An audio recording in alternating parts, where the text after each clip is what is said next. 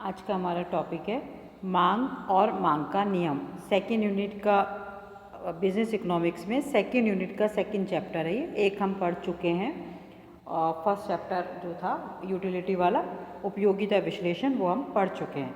आज हम पढ़ रहे हैं मांग और मांग का नियम।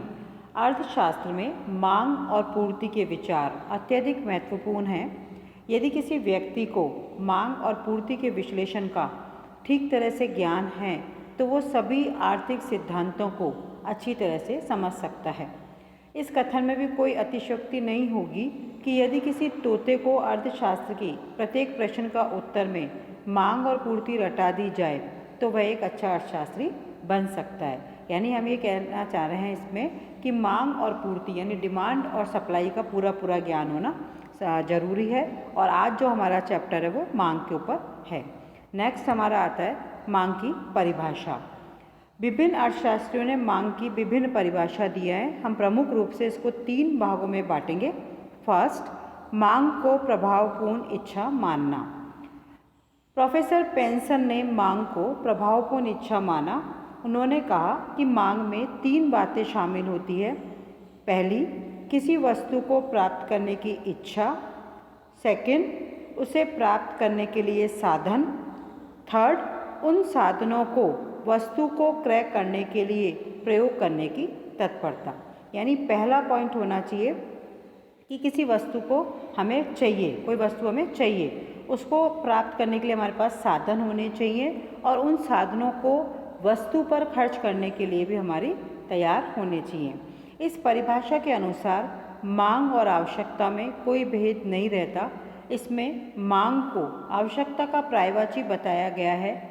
मांग उस आवश्यकता को कहते हैं जो पूरी हो जाए, परंतु मांग पर मूल्य और समय दोनों का भी प्रभाव पड़ता है। सेकंड डेफिनेशन है हमारी मूल्य के संदर्भ में मांग की परिभाषा। प्रोफेसर मिल के अनुसार मांग का अभिप्राय किसी वस्तु की उस मात्रा से है जिसकी मांग की जाती है, लेकिन यह जानना चाहिए कि यह निश्चित मात्रा नहीं होती, बल्कि यह मूल्य के अनुसार परिवर्तित होती रहती है।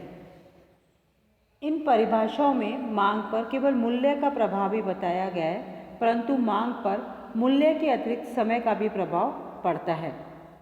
तीसरा हमारा पॉइंट है मूल्य तथा समय से संबंधित मांग की परिभाषा।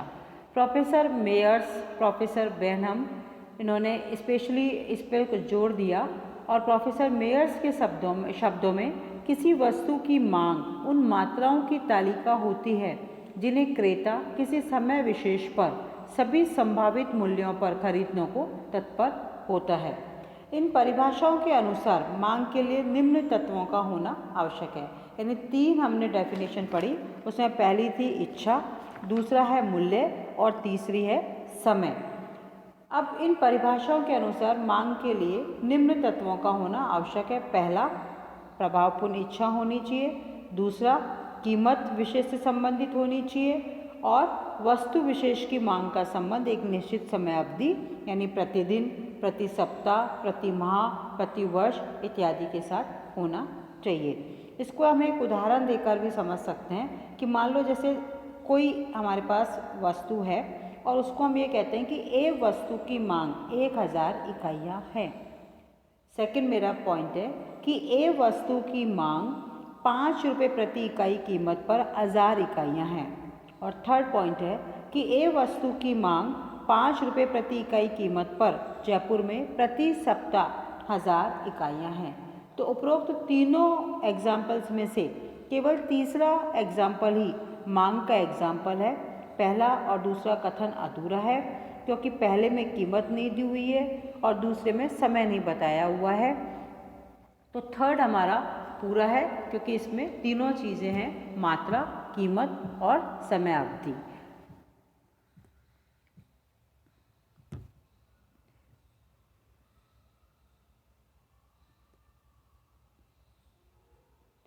फिर आता है हमारा मांग की विशेषताएं।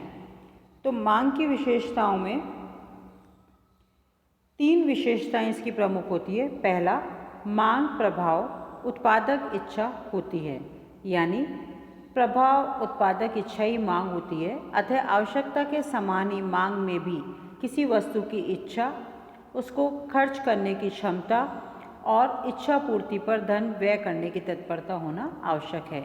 सेकंड पॉइंट है कि मांग का संबंध मूल्य से होता है। मनुष्य की आवश्यकता किसी वस्तु की कितनी भी हो सकती है, परंतु उसकी उस वस्तु की मांग पूर्णतः मूल्य द्वारा प्रभावित होती है। अतः किसी वस्तु या सेवा की मांग उसके मूल्य के संदर्भ में व्यक्त की जाती है। मूल्यों में परिवर्तन के अनुसार किसी वस्तु की क्रय की जाने वाली मात्रा या मांग बदलती रहती है। तीसरा पॉइंट है हमारा, मांग का उल्लेख समय के संदर्भ में किया जाता है।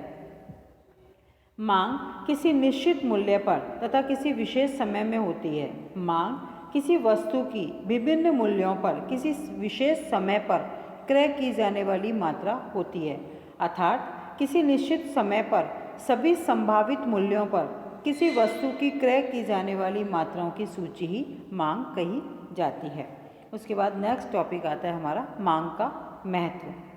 इसमें डिफरेंट पॉइंट्स मैंने दिए हुए हैं।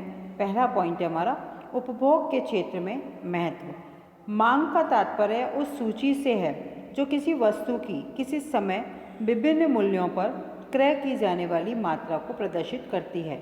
उपभोक्ता इसी सूची के आधार पर उपभोग की जाने वाली विभिन्न वस्तुओं की मात्रा का निर्धारण करता है, अर्थात दूसरे शब्दों में यह कह सकते हैं कि सम सीमांत उपयोगिता नियम का लाभ उठाकर सीमित साधनों से अधिकतम संतुष्टि विभिन्न वस्तुओं की मांग के ज्ञान के आधार पर ही प्राप्त करने में समर्थ हो सकते हैं। दूसरा पॉइंट है उत्पादक को लाभ। समाज के विभिन्न वर्गों की विभिन्न वस्तुओं की मांग के आधार पर ही उत्पादक उत्पादन के स्वभाव, किस्म, मात्रा तथा उत्पादन मूल्यों के निर्धारण और यथा समय पर पूर्ति की मात्रा का नियंत्रण करके अपने लाभ को अधिकतम कर सकता है। एकाधिकारी को भी अपने लाभ को अधिकतम करने के लिए मांग के स्वभाव को ध्यान में रखना पड़ता है। उत्पादन के साधनों की पूर्ति की मात्रा तथा उनका पारिश्रमिक उनकी मांगी जाने वाली मात्रा द्वारा ही प्रभावित होता है। जिन साधनों की जिस समय जितनी मांग जहाँ पर होती है, वह साधन उसी प्रकार गतिशीलता धारण कर लेते हैं। साधन की मांग तथा उसके पारिश्रमिक में सीधा संबंध होता है, तो दूसरी ओर समाज की मांग और साधन की मांग में भी घनिष्ठ संबंध होता है। समाज की मांग में वृद्धि होने पर साधन की मांग में भी वृद्धि होने लगती है। तीसरा पॉइंट है विनिमय के क्षेत्र में महत्व। मांगी जाने वाली मात्रा का ही विनिमय होता है, अर्थात किसी वस्तु की जिस किस्म की जिस मात्रा की मांग होती है, उसी का उत्पादन तथा क्रय विक्रय होता है। विनिमय के साधन या सहायक तत्व जैसे मुद्रा, बैंकिंग, बीमा, परिवहन, संचार इत्यादि का विकास भी मांग द्वारा ही प्रभावित होता है। मांग में निरंतर वृद्धि ही विनिमय के क्षेत्र के विकास तथा आर्थिक जगत के विकास में सहायक सिद्ध हुई है। चौथा पॉइंट है वितरण के क्षेत्र में महत्व। संपूर्ण सामाजिक उत्पादन का निर्धारण समाज की मांग के आधार पर किया जाता है। मांग बढ़ने पर उत्पादन का पैमाना भी बड़ा हो जाता है, जिसकी सफलता के लिए विभिन्न सोर्सेज से उत्पादन के साधन जुटाने पड़ते हैं, जिन्हें सामाजिक उत्पत्ति का एक अंश साधन की मांग के अनुसार कम या अधिक दिया जाता है। पूंजी प्रधान अर्थव्यवस्था में पूंजीगत साधनों की मांग अधिक होने के कारण ब्याज की दर ऊंची और दूसरी ओर श्रम प्रधान अर्थव्यवस्था में श्रमिकों की मांग बढ़ने से मजदूरी की दर ऊंची होना स्वाभाविक है। पांचवा पॉइंट है राजस्व के क्षेत्र में महत्व। राजस्व की क्रिया का प्रमुख उद्देश्य अधिकतम सामाजिक संतुष्टि है, जिसके लिए सार्वजनिक वित्त की आय और व्यय की मतों का निर्धारण किया जाता है। सरकार प्रत्यक्ष तथा अप्रत्यक्ष करों द्वारा आय के सोर्सेज जुटाती है। कर लगाते समय मांग पर पड़ने वाले कर के प्रभाव को ध्यान में रखा जाता है। सर्वसाधारण पर आयकर नहीं लगाया जाता, क्योंकि ऊंचे प्रत्यक्ष कर आय की मात्रा में कमी के साथ साथ मांग में कमी लाने वाले होते हैं। इसी प्रकार उत्पादन कर, बिक्री कर, चूंगी कर, आयात निर्यात कर इत्यादि अप्रत्यक्ष करों की दर निर्धारित करते समय इनके मांग पर पड़ने वाले प्रभाव का भी पूरा ध्यान रखा जाता है। दूसरी ओर सार्वजनिक व्यय की मदें भी मांग के आधार पर ही निर्धारित की जाती है। सार्वजनिक सेवाओं जैसे शिक्षा, स्वास्थ्य, चिकित्सा, परिवहन, वाचनालय इत्यादि पर निर्धन वर्ग अधिक धन व्यय करने में असमर्थ रहता है। अतः इन सेवाओं की मांग में वृद्धि लाने के लिए सार्वजनिक व्यय का एक बड़ा भाग इन मदों पर खर्च करना अधिक कल्याणकारी समझता है। 6 पॉइंट है मांग के नियम तथा मांग की लोच का महत्व। मांग के नियम और मांग की लोच का महत्व आर्थिक जीवन के प्रत्येक अंग की दृष्टि से अत्यधिक है और इसको पूरा का पूरा हम आगे एक चैप्टर में डिटेल में पढ़ेंगे। 7वां पॉइंट है धार्मिक, सांस्कृतिक और राजनीतिक दृष्टि से महत्व। धार्मिक, सांस्कृतिक तथा राजनीतिक दृष्टि से भी समाज के विभिन्न वस्तुओं की विभिन्न समय पर उत्पन्न होने वाली मांग का बड़ा भारी महत्व है। पूजा पाठ की सामग्री की मांग उत्पन्न होने पर इनका यथा समय उत्पादन किया जाता है। तीज त्योहार आदि सामाजिक पर्वों पर अनेक वस्तुओं की मांग उत्पन्न होने से उनकी पूर्ति के प्रयास किए जाते हैं। चुनाव जैसी राजनीतिक गतिविधियों पर झंडे, पोस्टर इत्यादि की जो मांग उत्पन्न होती है उससे लाखों लोगों को रोजगार मिलने लग जाता है। युद्ध जनित सामग्री की मांग की पूर्ति के लिए विनाश लाने वाली युद्ध सामग्री का उत्पादन भी करना पड़ता है। उपरोक्त सभी पॉइंट के आधार पर हम ये कह सकते हैं कि मांग ही आर्थिक क्रियाओं का प्रारंभ और अंत है। मांग में जो निरंतर वृद्धि होती रही है उसी के परिणाम स्वरूप समाज के आर्थिक जीवन का विकास संभव हुआ है। समाज आर्केड युग से लेकर आज के आधुनिक युग तक पहुंच सका है। नेक्स्ट हमारा आता है मांग की तालिका या मांग की सारणी।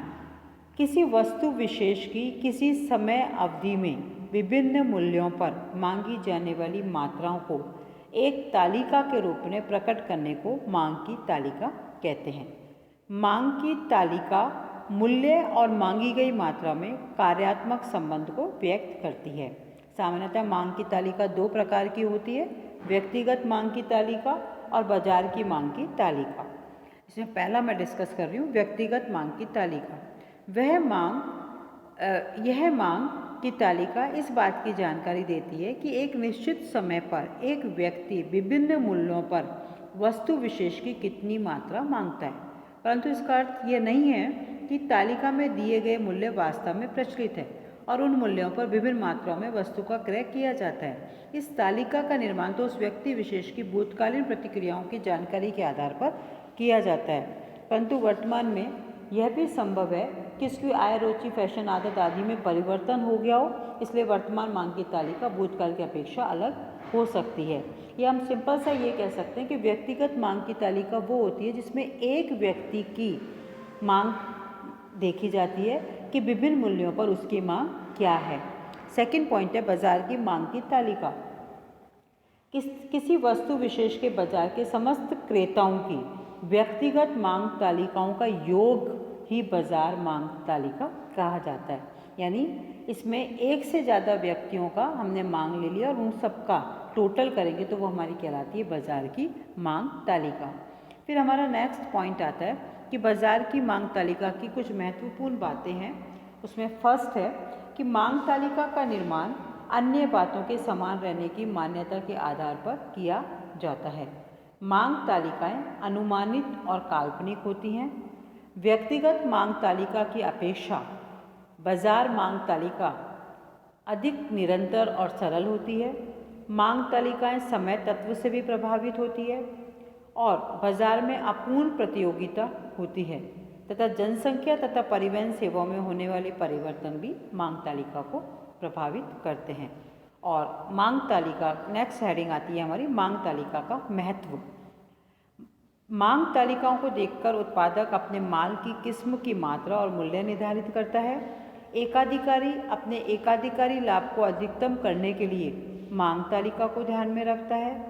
कर लगाते समय सरकार करों के परिणाम स्वरूप मूल्यों की वृद्धि के कारण करदाताओं की मांग में कमी की प्रवृत्ति को भी ध्यान में रखती है। और इसी प्रकार किसी देश में बजट का निर्माण उस देश के निवासियों की मांग तालिकाओं को ध्यान में रखकर ही किया जाता है। तो आज हमने जो मेन पढ़ा वो है कि मांग की परिभाषाएं, मांग की विशेषताएं, मांग का महत्व और मांग तालिका के बारे में पूरा डिस्क्रिप्शन। आज के लिए इतना ही, कल आगे हम इसको कंटिन्यू करेंगे।